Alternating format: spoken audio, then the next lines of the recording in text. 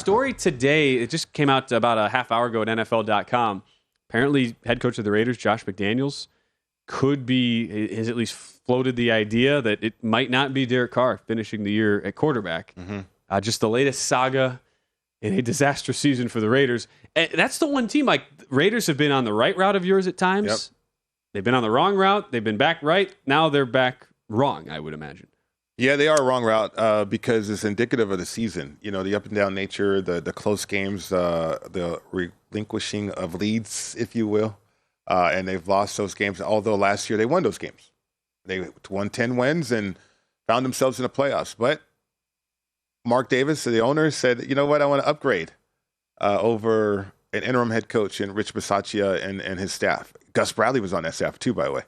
But here you go. You bring in a new staff. You think it's an upgrade, but it hasn't worked out. I mean, it looks like the Raiders are going to have a losing season. And why is that going to happen? Well, there's been a turnover on the roster as they evaluated players. And then the quarterback situation. You have to make a move on the quarterback situation. You can't be in limbo, right? And they are. I mean, if you look at the contract of Derek Carr, he's got about $40 million of guaranteed money in the future, right after the season, really, right? And it's like, okay, do you want to do that, or do you want a chance to go in a different direction? Because you got Derek Carr going into year 10, has yet to win a game in the playoffs. And talking to Michael Lombardi and others, certainly, but, right around year 6 or year 7, if you're not producing at a high level, we're looking to get younger, because you get younger, you get cheaper, and you get better. You upgrade. And I think teams that get stuck in the notion that they can't upgrade every position are the teams that find themselves in a situation like the Raiders. Haven't had a playoff win since 2002. So I think change is coming. And with that, from a betting standpoint, there's opportunity. Obviously, Derek Carr, if he got hurt in a game coming up this weekend, now you're talking about guaranteed money coming into play that you're going to have to pay a guy that you might want to move on from. So from a business decision, what do? Maybe you sit him. And you have every reason to sit him, right? So I think those talks are going on inside the building, and along with other players that they tried to trade this year as well. So it's a wrong route as they're trying to figure out what's the right fit moving forward for Josh McDaniels and his coaching staff. If you look at the completion percentage over expectation, which is a great measure of how quarterbacks are performing within the system and how the scheme opens up certain throws, it's literally just completion percentage divided by what the expected completion percentage is. Right. There are only 3 quarterbacks who have had starting level numbers, who at least had taken enough snaps to qualify. 3 quarterbacks who are worse than Derek Carr this year. 3. Yeah. 3. Yeah. Davis, Mills, Zach Wilson, Baker Mayfield.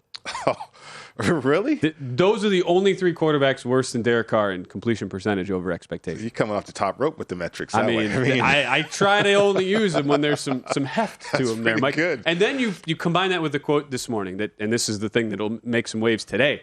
Josh McDaniels, here's the quote. For us to be able to win at this time of year and be productive, offensively, you have to throw the ball better than what we've thrown at times here in the last month and a half. Yeah. So the follow-up to that question was, all right, would you consider benching Carr for Jarrett Stidham last 2 games of the year? And he said, and I love throwing coach quotes at you, Mike, as a longtime NFL player, I think there's a possibility that we would do the right thing regardless of the position. That was the response from Josh McDaniels. You want to be a player interpreter there of the coach speak? We're talking about benching Derek Carr. That's what that means. Thank you for that. We're going to get Stidham ready to go against the 49ers. Okay. That's what that means. Thanks for that high level interpretation there, Mike. Lion is at 5.5. Most numbers have gone to 6 at home against San Francisco this week. Keep in mind for next week too, Vegas hosts Kansas City in a game where the Chiefs very well could be in a position to win and get the number 1 seed, depending on what happens Monday night with Buffalo going to Cincinnati. Right. So that is something, again, it seems like things have been kind of crumbling from within. Makes sense that you would have the Raiders on your wrong route. And then the Miami Dolphins, another team that, while the season isn't over by any means, still as it sits right now, would be in playoff positioning yet. Right. This thing has gone off the rails pretty quick, Mike. How bad do you look at things for Miami? They're basically failing. I mean, Mike McDaniel, as a head coach, credit to him for the beginning of the year to start. And I think it was all new. And, okay, sometimes you can catch people because you are new. You got this quarterback you didn't know a lot about, and all of a sudden, okay, wait a minute, he's got a skill set. but a skill set the league has caught up to. Sitting on routes, anticipating his timing, anticipating his launch points and where he wants to throw the ball. And Tua is limited in terms of evolving his game. Like even Tom Brady is still evolving his game. Even Aaron Rodgers to a certain extent. Quarterbacks, they evolve your game. You have to. Justin Herbert evolving his game. Josh Allen evolving his game. Where Tua, it seems like he's stuck. And they've skewed it 62-38. Not too severe pass run ratio, but I would love to see the Dolphins be able to run the ball to help out Tua, especially with play action stuff. And but he's going through his third concussion now or protocol once again, which I think is a lingering effect from the season, really, to be honest with you. But offensive line from that standpoint, you're really seeing the weaknesses appear, even though they are highly explosive on the outside. I mean, there's no taking away that. For what the Dolphins have created, but I just think they're failing and discovering what they needed to improve on. It's had that feel like, and when you watch the way the offense played, especially in the second half against Green Bay, Mike, where like they're so reliant on Tagovailoa to hit like that one read, because it's like the way they set up their offense with the crossing route usage. It's like you've got these minimal little windows, and if you find it, great, you could have a catch and run 75-yard touchdown. Right. If you don't, now disaster is in the mix. And you also have a bad offensive line ranked 25th in overall pass blocking grades this year. You put yourself in these small windows. It kind of seems like the opposite of what most coaches should optimally be doing, right? For success, where you want to give your quarterback multiple reads, multiple opportunities to find success. I don't know if that's just me not really knowing the ins and outs of true scheme and X's and O's, Mike, watching that on the surface, but it just seems like an offense that's kind of pigeoned themselves into this weird corner where it's either all or nothing, and we saw how that played out to the good for 2 quarters and to the bad for the final 2 quarters against Green Bay. Absolutely. Well said. I mean, I think scheme goes so far. Like, you can win with scheme in September, October, not so much in November, but teams do it. But when you're watching tape and you've got all these cut-ups, like you can watch tape, and a lot of people watch the All-22, right, on NFL.com or whatever.